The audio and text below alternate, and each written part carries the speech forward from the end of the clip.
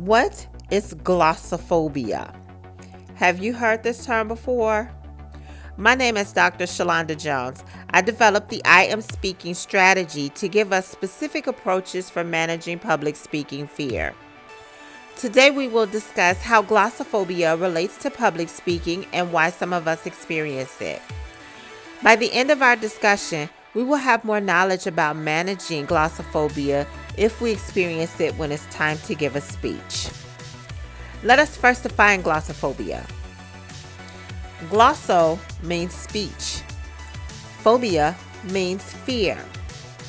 Glossophobia means speaking fear. As human beings, our emotions are processed in our brains. There's a small part in our brain that is not much bigger than an almond. It is called the amygdala. This almond-sized compartment in our brain is the control center for our emotions. Our amygdala is an important survival mechanism. It tells us how to react when we sense danger.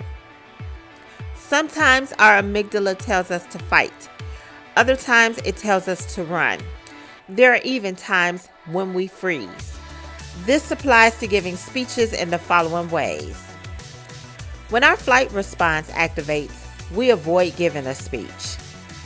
When our freeze response activates, our minds go blank and we forget what to say. When our fight response activates, we face our fear by following the specific approaches in the I Am Speaking strategy. In any case, our amygdala is one of the main reasons for our individual responses to public speaking. So why do some of us fear public speaking more than others? There is no simple answer to this question. Some of us feel uncomfortable when we are singled out from others. We feel a certain pressure when we are the center of attention. We feel isolated. Sometimes we overgeneralize. That means based on an unfavorable past experience with public speaking, we think all current and future experiences will result in the same unpleasant outcome.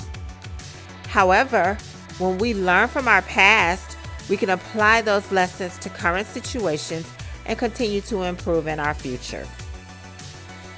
Some of us believe if we make a mistake during our speaking time, we have ruined our entire speech. This is called all or nothing thinking. I have a question. Who is perfect? No one. As my colleague Marla Godet once said, it is not humanly possible to attain perfection, but everyone can attain excellence. When we put forth an extra effort to do better than we thought we would do, we are striving to attain excellence.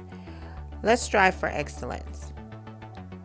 There are those of us who are fortune tellers. We predict we will do a bad job even when we have prepared and practiced.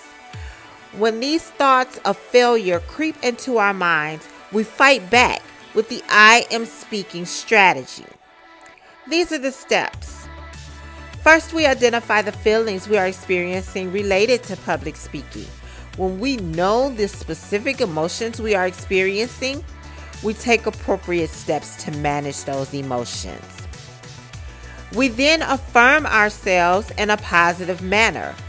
We deserve to give ourselves credit for the knowledge, skills, and talents we have. There are people we can help by sharing what we know. Let's make that our daily self-affirmation. Now it's time to manifest our public speaking success. Manifest means to make our desires a reality in our lives. Remember, we're striving for excellence. Therefore, the specific approaches outlined in the I Am Speaking strategy are the steps we can take to manifest our speaking success. Our conversation is coming to an end. We talked about how glossophobia relates to public speaking and various reasons we may experience it.